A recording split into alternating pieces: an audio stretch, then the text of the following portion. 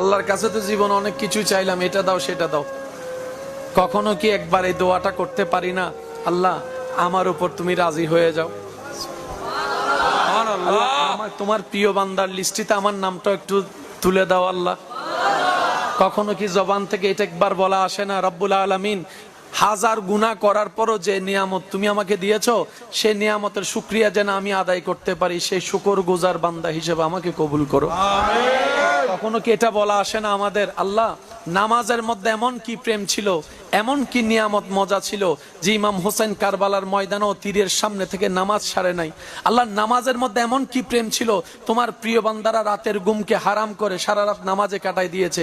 কিছু তো একটা আছে যেটা আমরা পাচ্ছি না। আমরা কপাল ঠুকানোটা পাচ্ছি, হাত লাগানোটা পাচ্ছি, আমরা হাঁটু লাগানো পাচ্ছি, ওই স্বাদটা তো পাচ্ছি না। আল্লাহ দয়া করো আমরা যেন সেই স্বাদটা পেতে পারি, তোমার প্রেমে নামাজ পড়ে পড়ে জীবন দিয়ে দিতে পারি।